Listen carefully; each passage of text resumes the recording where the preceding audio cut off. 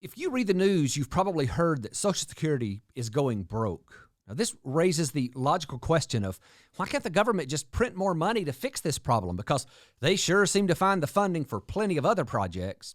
Well, today, I want to address why just printing money to fix this problem isn't really the outcome that any of us want, and talk about the unintended consequences that this could bring. But first, I think the next few years will bring more change to the Social Security system than we've seen since the program was signed into law.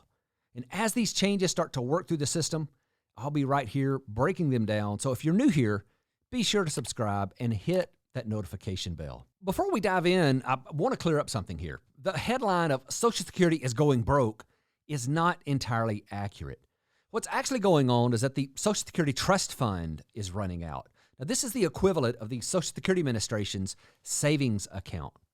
To look at this in a practical example, imagine that you're working at a job and you make about $3,000 per month, but you spend about $4,000 per month. But hey, right now that's not a problem because for several years you had a job where you made more than you spent and all that excess went to your savings account. But now that you don't make as much to meet your monthly obligations, you're having to pull money out of your savings account. And now that savings account is running dry. And once it's gone, there won't be enough income coming in to pay for all of your monthly obligations. You're going to have to find a way to cut expenses. That's nearly the exact situation the Social Security Administration is finding themselves in. For several years, there was more coming in than was going out. This excess was deposited into the trust funds. Now, due to a combination of factors, there isn't enough coming in to meet the monthly obligations, and the Social Security Administration is going to have to start pulling money out of their savings account or trust funds to pay for benefits. Now, the balance of the trust fund is only expected to last until 2033. And at that point, there just won't be enough money coming in to cover the expenses. Unless there are changes to the system, there will be no choice except to cut benefits. There simply won't be anywhere to get the extra money from. Now, this leads to the very valid question that we addressed early on of, well, won't the federal government just print the money? After all, they do it for lots of other programs that aren't as important as Social Security. Well, it's not really that easy. The Social Security system was designed with the intention of being a fully self-supporting system that was funded through workers and their employers' contributions, and not with the general funds of the Treasury, which came in through federal taxes.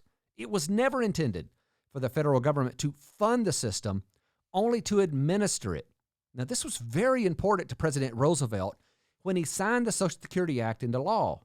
He said, if I have anything to say about it, it will always be contributed, both on the part of the employer and the employee, on a sound actuarial basis. It means no money out of the Treasury. Being self-funded is the only line that separates the system from other government assistance programs. But again, the problem is that without reform, there will be cuts to Social Security within 10 to 15 years. This is not a maybe. This is law, because the Anti-Deficiency Act prohibits government spending in excess of available funds. So once the trust funds run out, the Social Security Administration just will not have the legal authority to pay full Social Security benefits. This law is actually why we have shutdowns of the federal government, because federal agencies can't just take money out of the country's wallet without permission from Congress. So while the government may have the ability to print money at its leisure, the Social Security Administration doesn't.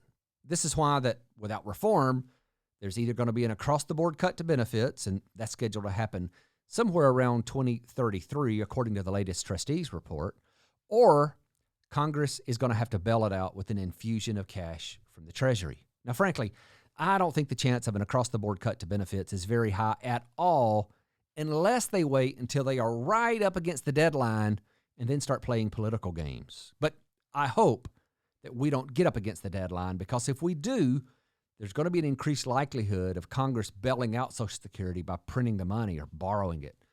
This sounds like a better solution than an across-the-board cut, but only for a little while.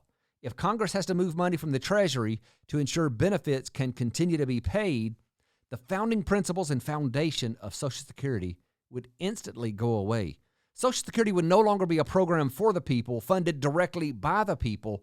It would become a welfare program for retirees, at least partially. It would go on budget as a government expense instead of the self-funded program that it is now. The problem with this is that once it becomes a government expense, it would make the program an easy target for attack from lawmakers who saw this as just another welfare program that was increasing the national debt. And to an extent, they'd be right. However Social Security is fixed, it cannot become another welfare program. There has to be meaningful reforms that happen soon, and I think it's very likely that we see reforms in the days ahead that will prevent either an abrupt cut to benefits or a cash infusion from the Treasury. And when those reforms start to work their way through, I'll be right here to keep you informed. Thanks for watching.